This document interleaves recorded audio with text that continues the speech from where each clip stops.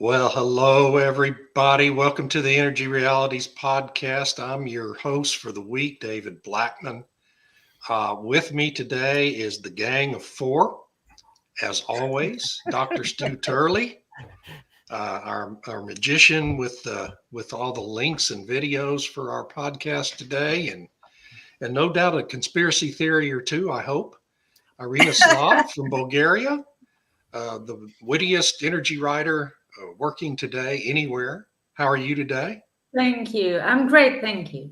Well, good. It's great to see you. And Stu, it's great to see you too. I'm sorry I didn't welcome you. How you doing? I'm doing fabulous, David. I'm enjoying your misery today. So thank you very much. It's pretty miserable. It's always miserable when I'm the host. I'm sorry, folks.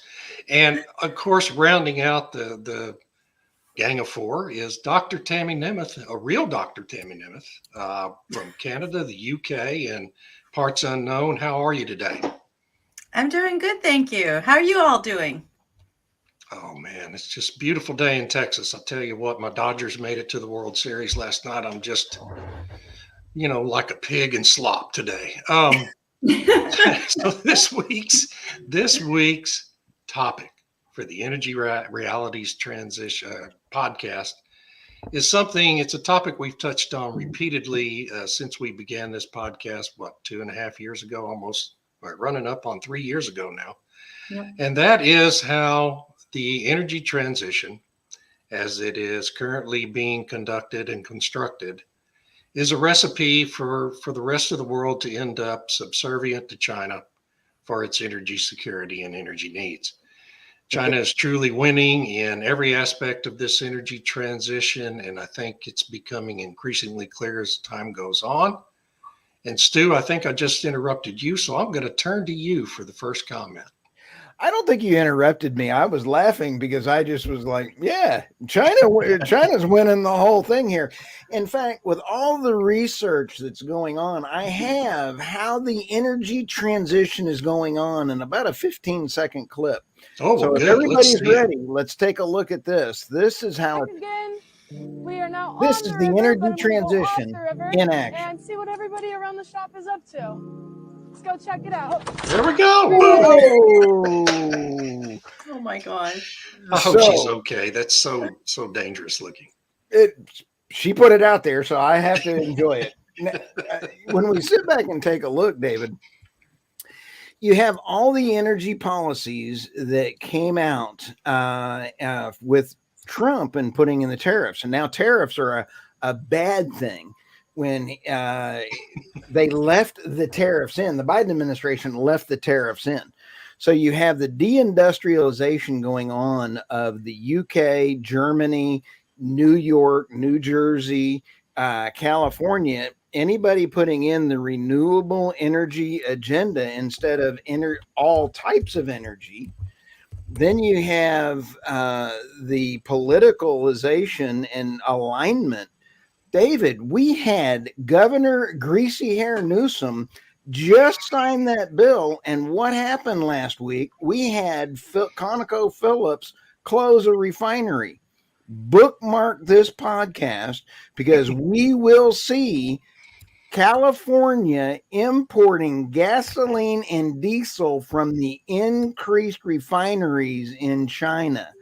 That is not good for the global environment. So the energy transition is being nothing more than a wealth transfer. How's that so far? Did I wake everyone up? I think you hit the high points. Irina, what do you think? Is China really winning, or is all in our imagination? Oh, it's not. China is winning. And I've been thinking about this topic today. And I think the big mistake of the West is that when they started outsourcing everything to China, they thought nothing will ever change. China will just keep on making things, equipment, components, products more cheaply than they could be made in Europe and North America.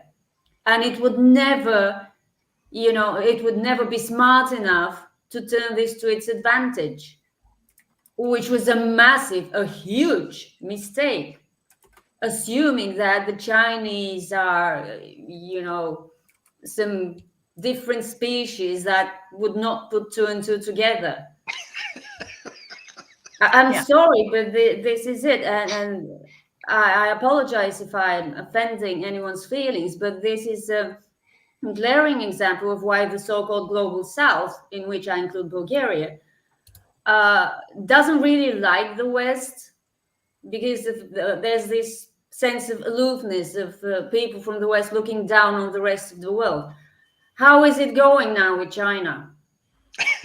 These people do not study history. Yeah. Yeah. Yeah. Yeah. I So think yes, that's China is winning. Everyone depends on China. The pro transition research firms are starting to say it out loud. What was it? Wood Mackenzie that said no China, no transition. I think it was Wood Mackenzie. Yep. Yeah, I think so. Yep. I Yeah, remember. and just because now both the European Union and the US and Canada are trying to build their own supply chains from scratch, just And tells you quickly. how delusional they all are. You can't do this in 5 years. China has Right. been doing it over decades, not Yeah. without the massive help of that same West that depends on China to manufacture a lot of stuff more cheaply. And they're doing it with cheaper energy. Cheaper Most energy, cheaper importantly, they're labor. doing it with cheaper energy. This was not a problem 20 years ago. Now it's a problem. Yeah. If Yeah, it's it is. happening anywhere but in China. Nobody's saying anything about solar panels produced in China because they're cheap. You can't have a transition with solar panels produced in Europe because they're prohibitively expensive. Right. Right. And Tammy? where would they get all those components from anyway?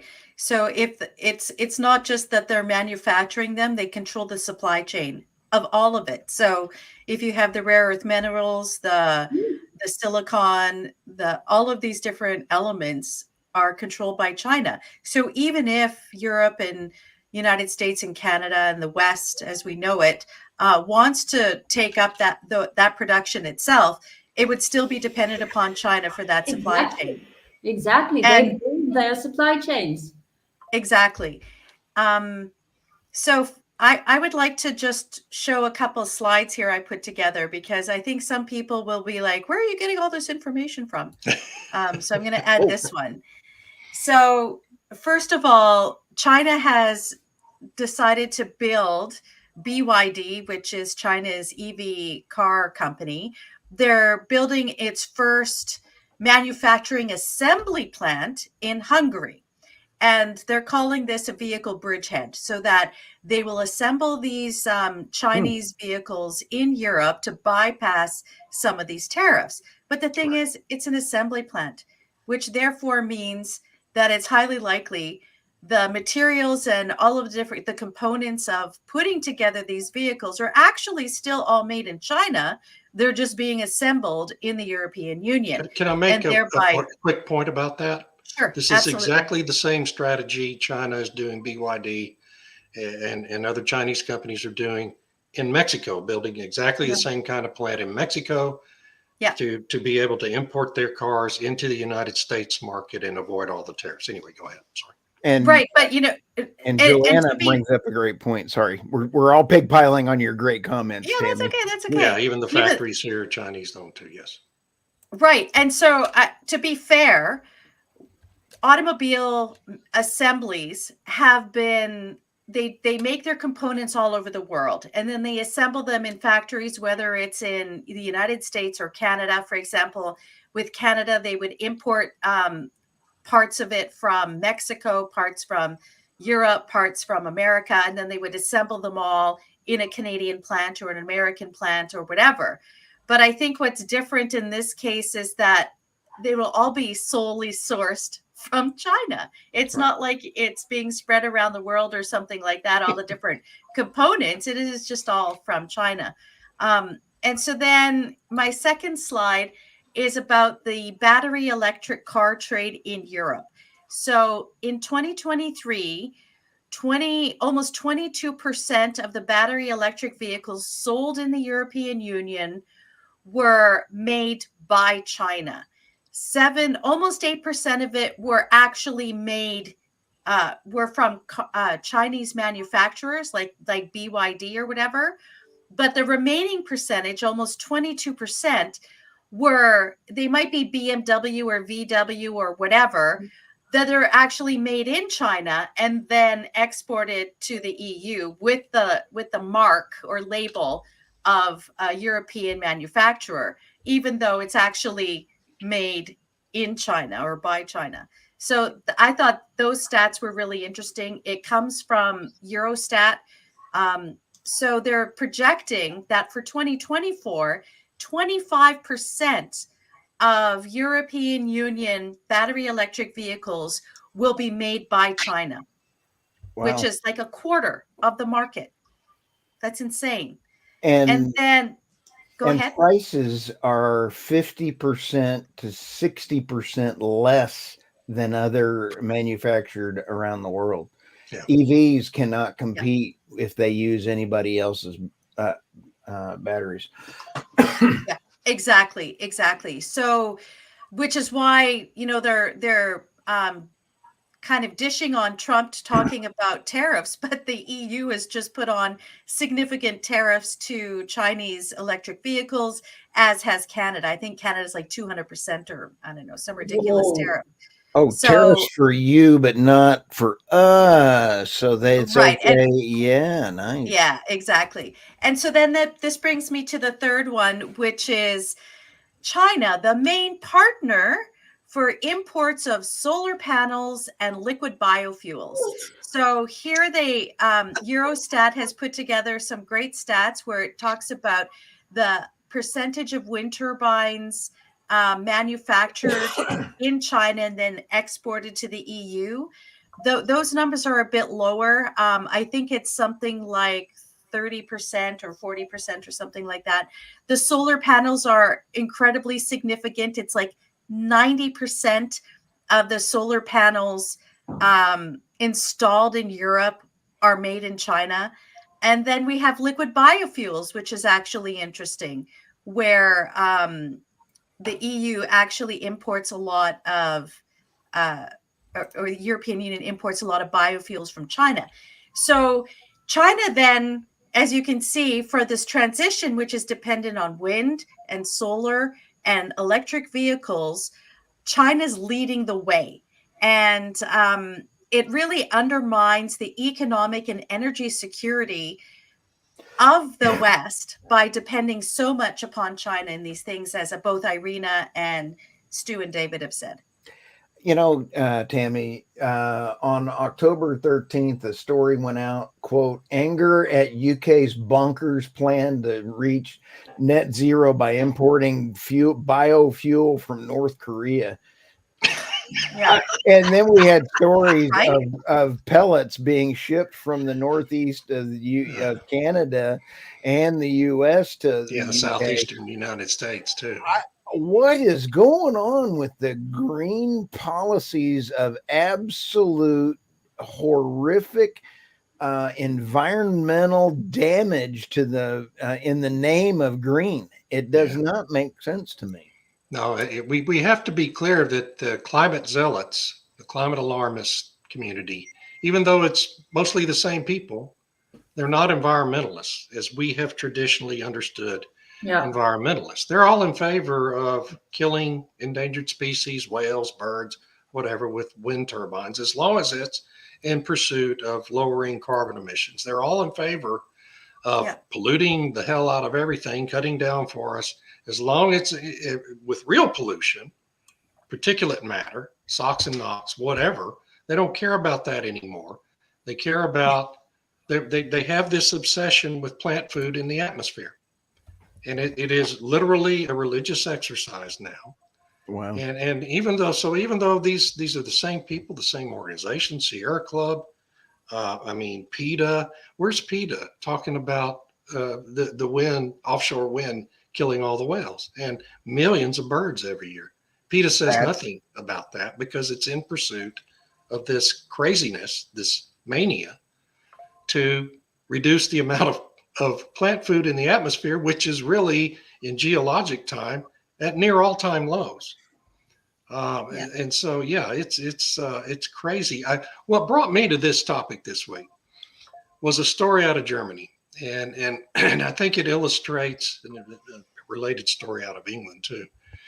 Related to, in Germany, ThyssenKrupp had this plan to convert one of its steel plants, which is, this huge industrial company in Germany, a big part of their industry for a long time, going to convert one of their steel making factories from using coal to reach the 2,900 degrees you have to get to, in the plants.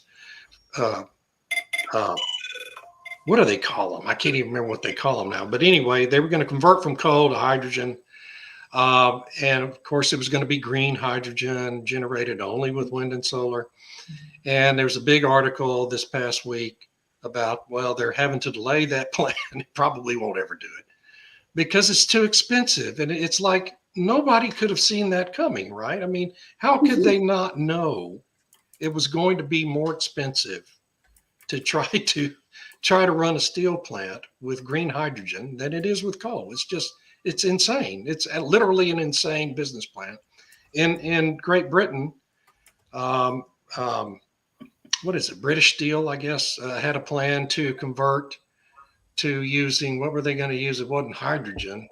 Tammy, what was it they were going to do with their plant? I can't remember what they were going to do now. Whoa. This is a question Tammy doesn't know. Excuse me. Hold the presses.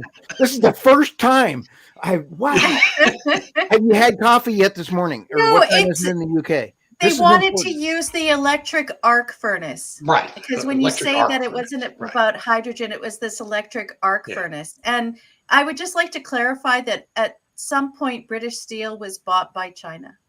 Yeah, right. And so it's yeah, I mean, it's already a Chinese company, right? Yeah. But the point is this, and the point I was trying to get around to is this.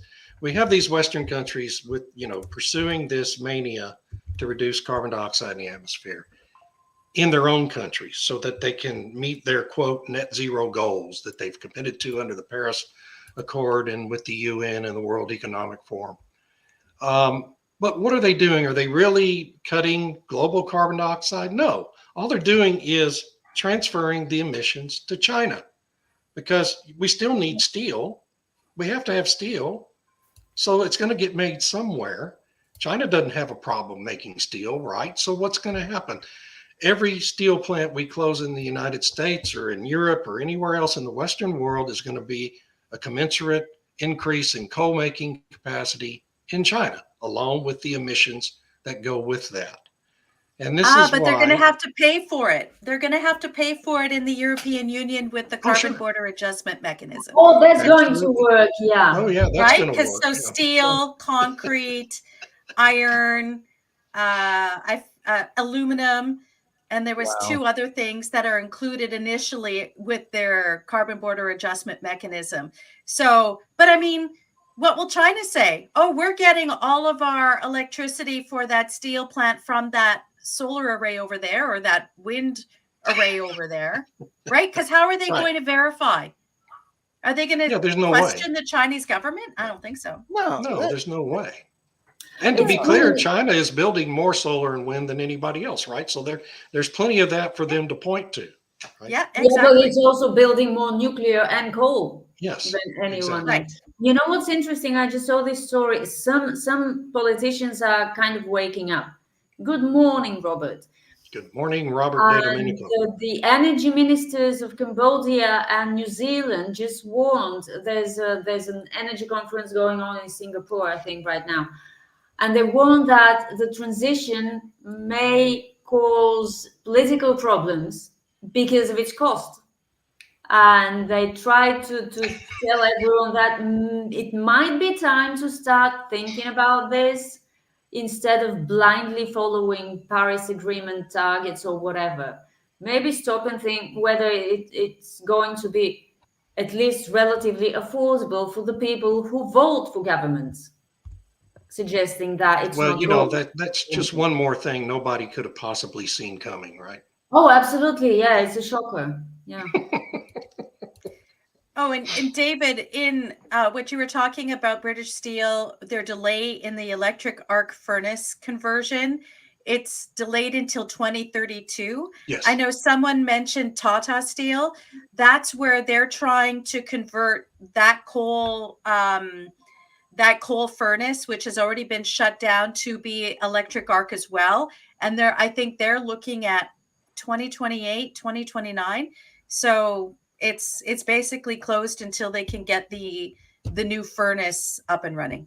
Yeah, and we'll get to 2026 or 2027. They'll delay that to 2032, and it'll just keep getting delayed, and it'll never happen because the grid is not going to have the generation capacity to accommodate their needs, especially with all the data center needs popping up now. EV charging, assuming we continue to convert to EVs.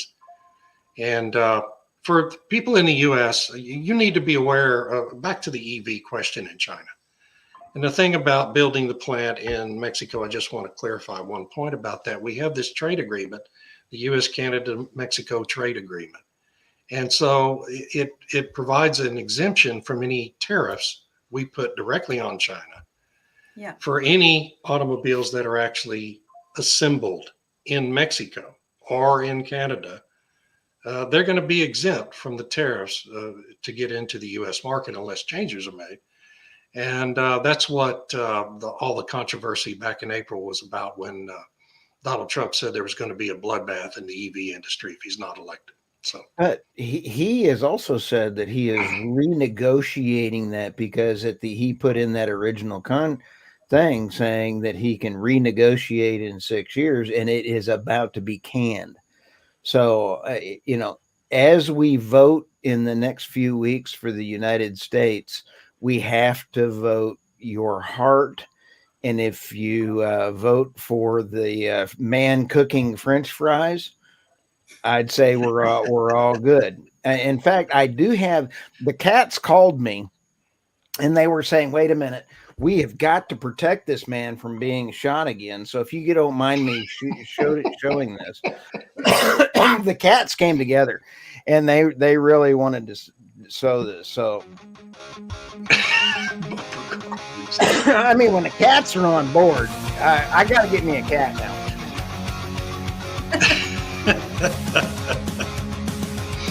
I live on the golf course. That's awesome. Now that is about it.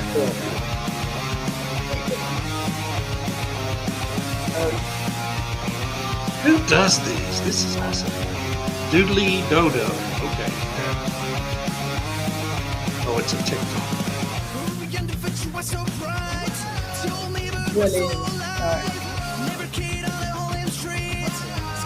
Now I'm going to turn the sound down because Tammy, after 10 seconds, I didn't mean to bring it all the way back. Sorry. I'm going to turn the sound down because you're evidently in your YouTube feed, it got canned by sound. So I'll try to be a little more of that. I don't get how they can do this. I love Grok AI. And Tammy, you had asked about this on Grok AI. And now for our podcast listeners, we have a PDF showing from Grok's response. The question was, China derives several benefits from the G7 countries' transitions from hydrocarbons to wind and solar by 7 points. Wow. It was a great job, Tammy. If you want to go through those. Yeah, I thought that I just wanted to see, because Grok, of course, just trains itself on other X posts, right? And so basically the answers are drawn from the numerous X posts out there. So it's kind of limited in what it can say, or at least the information it gets. And so the first one, it says that it's a market expansion for renewable energy products, and China has become the leading manufacturer of both solar and wind turbines and so on. And it gives the data of 96% of solar panels installed in Europe came from China. So yes, they have a strong export market. And then how it contributes to economic growth in China, because we're basically purchasing all of these different things from China so it can keep its manufacturers going and so on. It also increases technological and industry leadership, which is something they committed to building up since about 2015. So there was a directive in China that they were going to dominate and control these supply chains to be the technological and industry leaders in this. So they convinced a lot of European companies to set up in China and then just kind of borrowed the technology is the kind way to say that. And then it talks about that if G7 countries do this transition, it'll reduce global hydrocarbon demand, which then can make things cheaper for China because they're a large importer of hydrocarbon. So then it can make it actually beneficial for China. And then the fifth point, right. And then the fifth point is environmental and public health benefits. And it talks about how if the G7's transition actually leads to global reduction in greenhouse gas emissions, then China could benefit environmentally. I'm not really sure how they see that because China will still be using their thing. Yeah, I thought that was pretty funny. And then number 6 was the geopolitical influence. So if you're swapping dependency from one type of supply chain to another, you're basically swapping from OPEC or oil and gas producers to a dependency on China that controls the supply chain of most of the technologies involved in the transition. And then the last point they talk about is strengthening energy security. And it talks about how the G7, because if they have their own wind and solar energy production, then they'll be able to have less reliance on imported fuels. But that might be so for the European Union, which doesn't have a lot of domestic oil and gas supplies. But when you're looking at countries like Canada, the United States, and even the UK, if it wanted, they actually do have quite a lot of oil and gas resources. And so this energy security argument doesn't really work. And then it talks about different nuances like the transition challenges, global market dynamics, and trade relations and backlash, which is, as we're seeing, is with these tariffs and protectionist measures. So can we basically, Grok concluded China gains economically and strategically. Hard to believe. Let's go back to point number 6, because I want to emphasize one thing about number 6 point, the geopolitical influence that China is able to wield. We all need to recognize the expanding role now, increasing role BRICS, the BRICS alliance, is going to play in enabling China to exert even more influence over global geopolitics. Because one reality is that now with its expanded membership, BRICS now, in the totality of its membership, controls more global oil production, a higher percentage than OPEC does. Okay, that's what's in BRICS right now, and so China is really the dominant player in BRICS, and so when it comes to the global oil trade, China is going to be able to influence greater and greater influence over geopolitics related to oil, which is the most traded commodity on earth, through the BRICS alliance, in addition to its own national power in that realm. So it's a lot of things are developing here that just, it's all in China's favor, and nobody in the West seems to be too awake to it. You bring up an excellent point, and this week, as energy authors or research folks, you have BRICS meeting this week, you have the Fed meeting this week, and you have SWIFT meeting this week. You also have several other meetings going on. There is something going on around the world, and we realize that the devaluation of the US dollar is really accelerating thanks to the current administration. I never thought that would get, it's accelerating.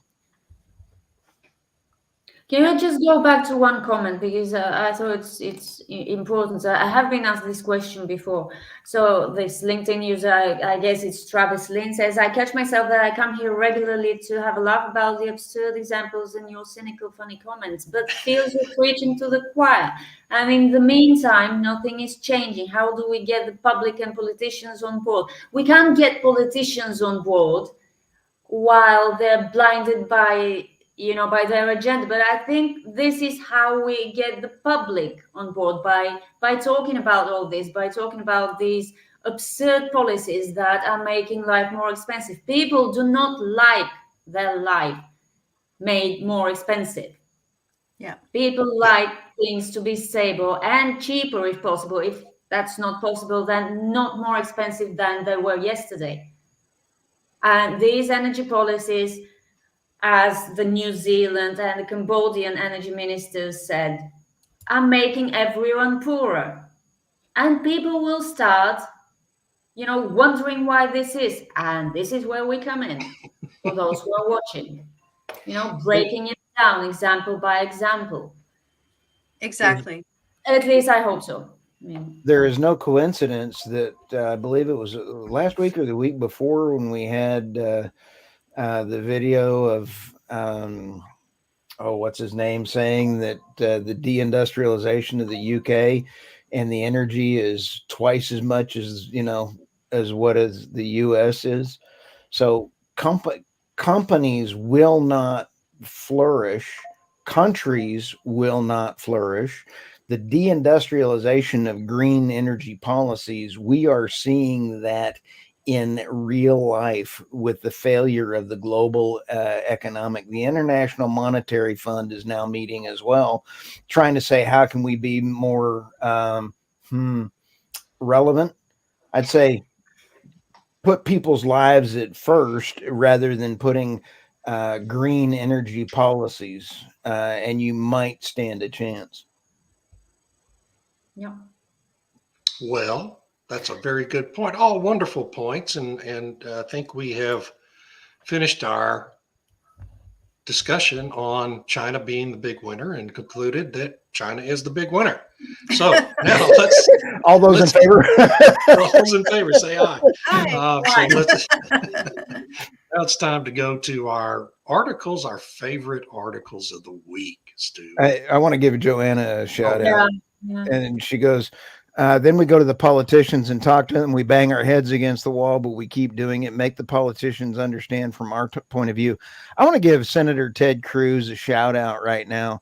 That man, I thoroughly enjoyed meeting him with you, David, on that day. And he is a class act. He's in the battle of his life.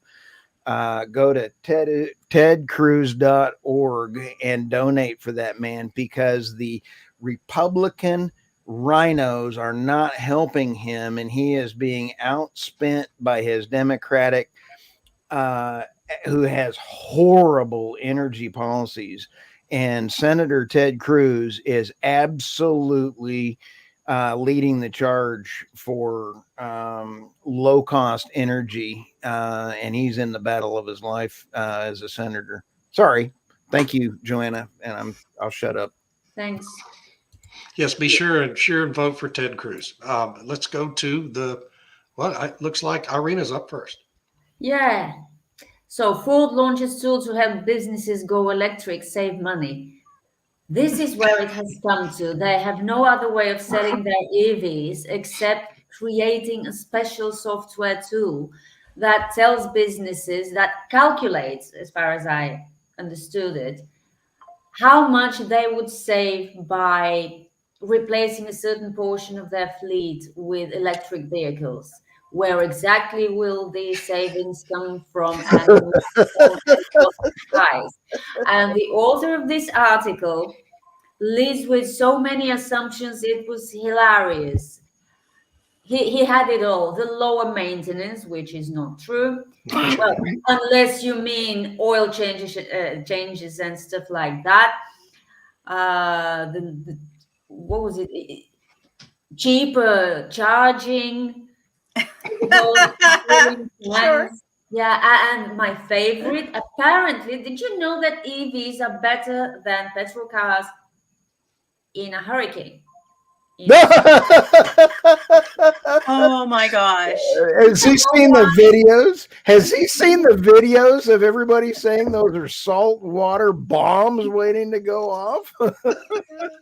Oh my gosh. Now, apparently, among the reasons they're better is that you can use their AC for days, if not weeks, without the battery running out. So it's the middle of the summer, there's this hurricane, you lose power, but you can go and cool off in your EV because the battery will never die. Another reason is that you won't have to wait in line at the fuel station. You have no electricity, but you don't have to wait in line at the fuel station because you don't use fuel. And last but not least, from the ones I remember, entertainment. You can put the kids in the EV and turn on a movie to keep them entertained. This is the intellectual level that EV websites offer their readers.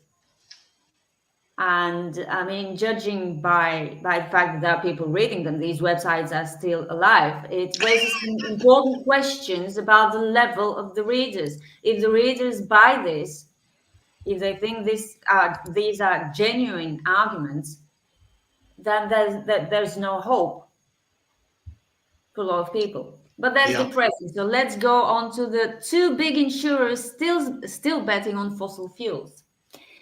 So, environmentalists like to pressure insurers to stop insuring oil and gas projects, and insurers are complying. In fact, the industry overall has significantly decreased its exposure to the oil and gas industry and coal, with two notable exceptions, one of them being Berkshire Hathaway and State Farm.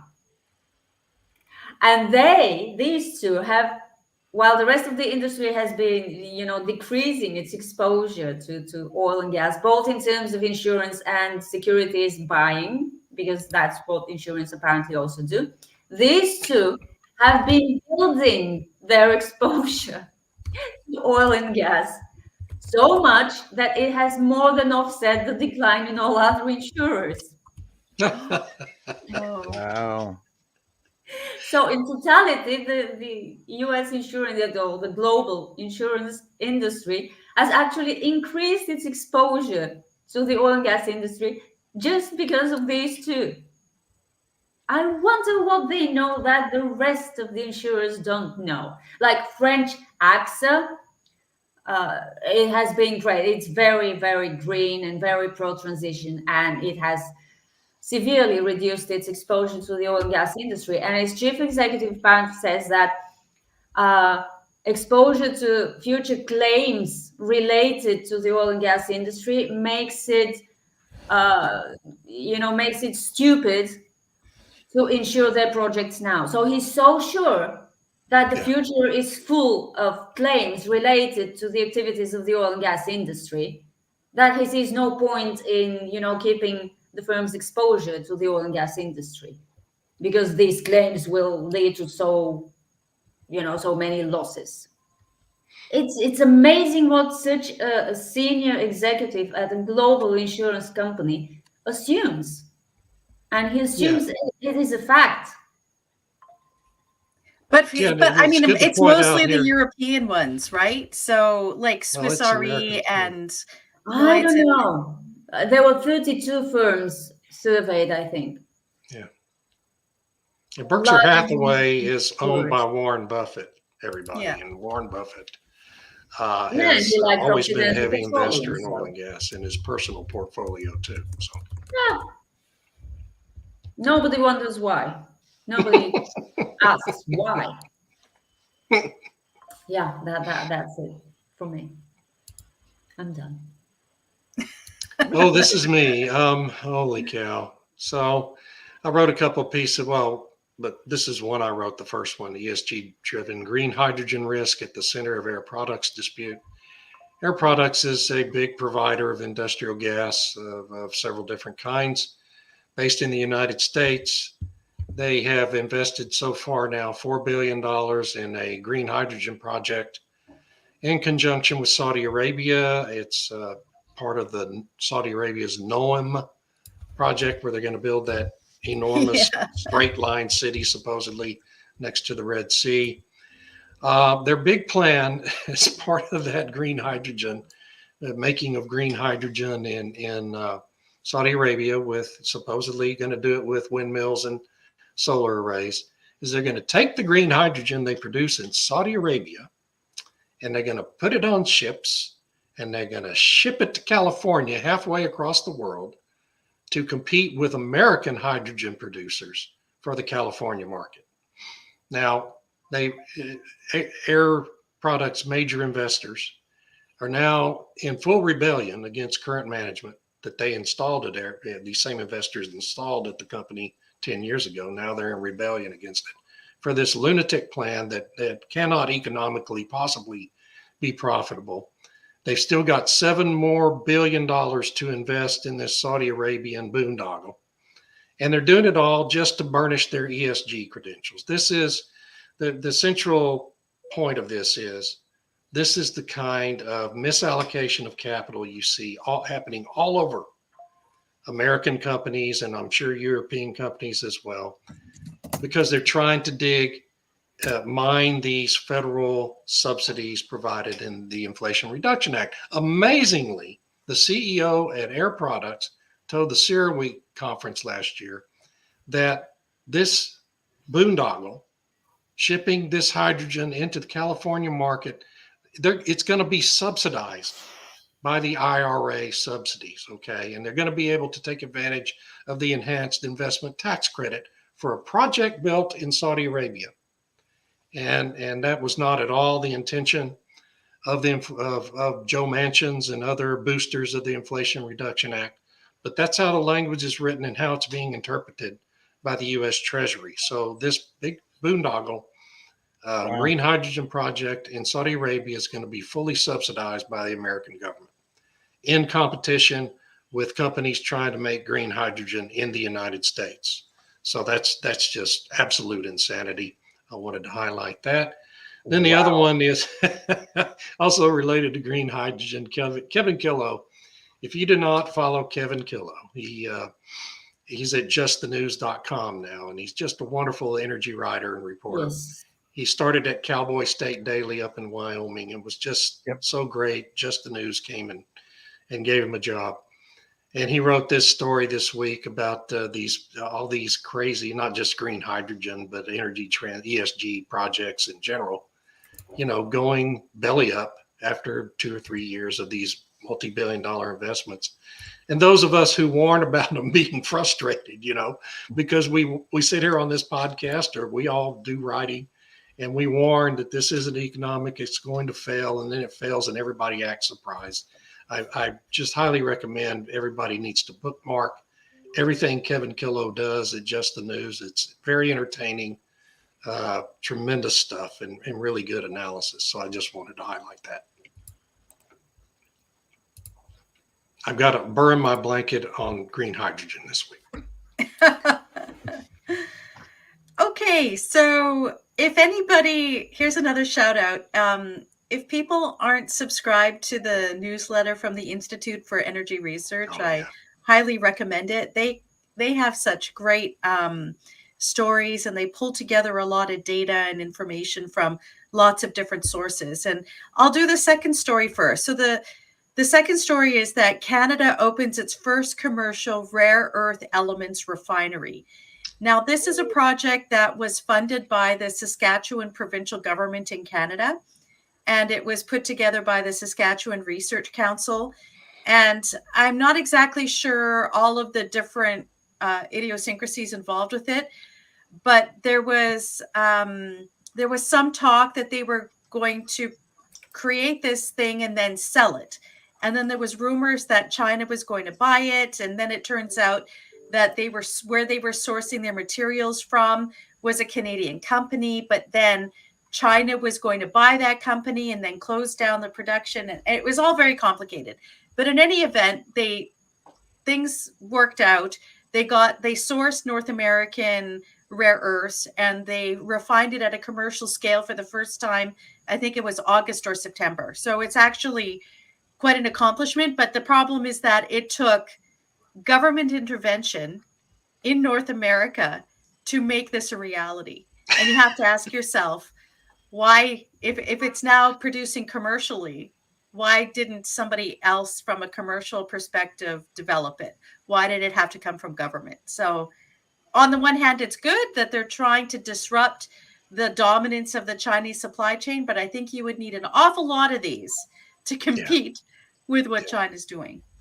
And then the first story is a sort of overview of the International Energy Agency's World Energy Outlook that was released last week.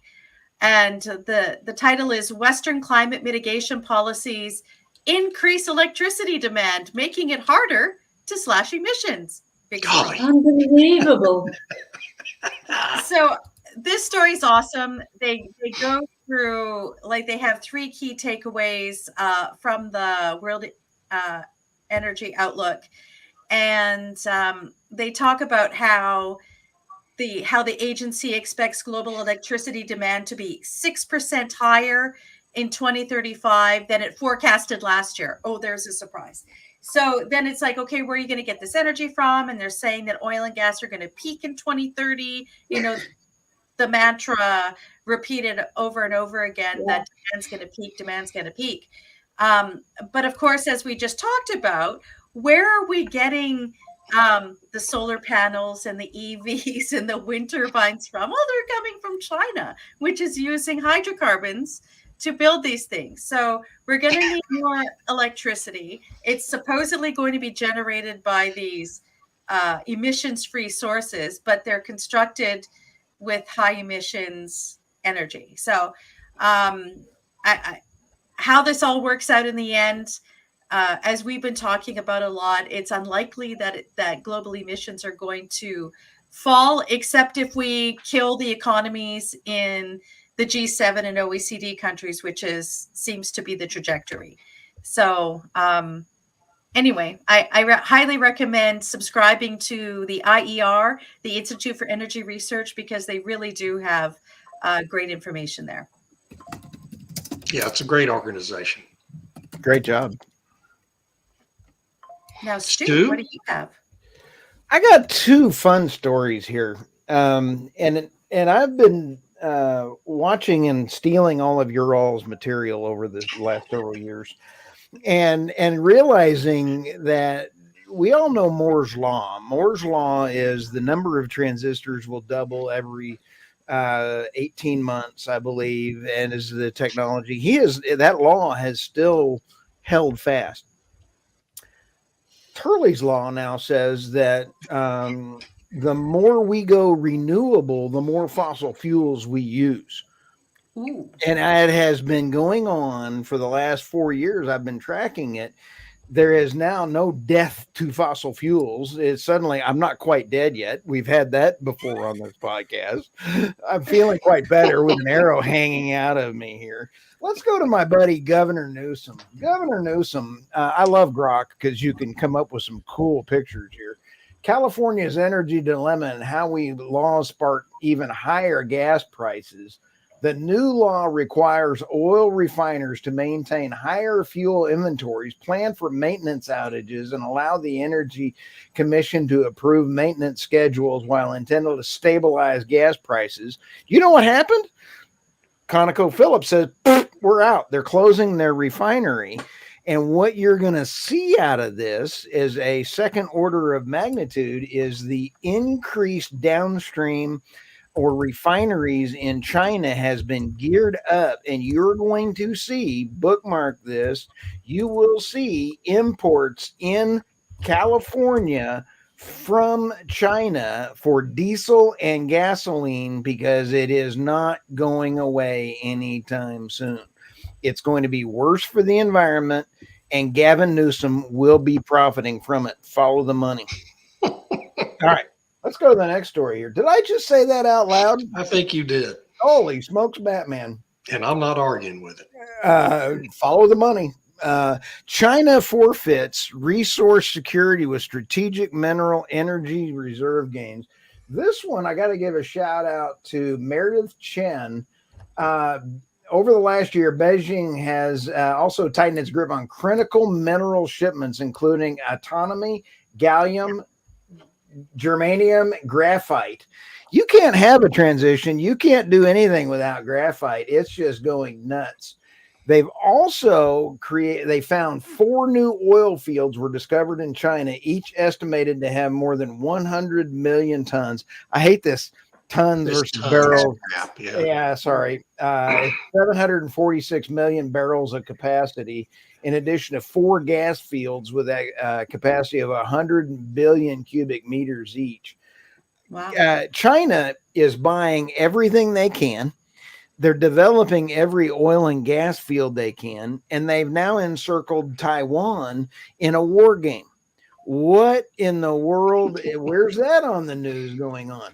Countries that go to war fill all their reserves. And what is made in Taiwan that's so critical to U.S. national security and European national security? I'd call that some NVIDIA chips. Yeah, all the computer chips, folks. Yeah. Anyway, I think here we have the energy transition again. We are now on the river, but I'm going to go off the river. Yeah, we should have held this one back to the end. This is painful. Let's go check it out. Oh, snap. Okay. Now, in honor of, I cannot let my dogs get all upset because I'm still got a dog and I'm looking for a cat. So if anybody's got a cat that looks like it, that thinks he's a dog, I'm in. But here we go. One of those, but you can't have it. Griff. Now this is cute. I don't know who does this. I can't read the TikTok guy. Now this is the kind of Hollywood I would see. None of these puppies have been to a Diddy party, I guarantee you. And so this is part of Hollywood I would see. Isn't that cool? That's just amazing to me. They're so cute. Yeah. I need me some dogs like that. I guarantee you. And I love AC/DC too. I mean, I'm an AC/DC kind of fan. So to sum up, China's winning. This video will probably be deplatformed on LinkedIn and Facebook due to their conflicts with China. And all of you are going to pay the price for it. So have I missed anything? Nope. And Google has pulled a fast one on me over the weekend. My news site has 20 to 50,000 people a day on it, and they firewalled it to the U.S. I am not kidding. So here I am. I had to go to the UK on a VPN to get to my own news site. Unbelievable. They are pulling some crap now, guys. Oh. I would say what I think about Google, but then we'd be canceled on YouTube too. So I better not. I think Google owns YouTube, right? Isn't that They right? do. Yeah, I think so. Yeah, they do. Okay. Well, Yeah. I'm getting us in trouble here. Folks, this has been wonderful discussion. Thanks everyone who chimed in with questions and comments. It's always wonderful to hear from everybody. And we'll be back. Good afternoon from Nigeria. Hello, Promise. I hope it's Promise. It could be Promise, I guess. Anyway, I apologize if I mispronounce names. That's it from the Energy Realities podcast for this day in history, October 21st, 2024. Thank you all for being here, and we will talk to you next week. From Abilene. See you then. See ya. Bye, everybody. Bye.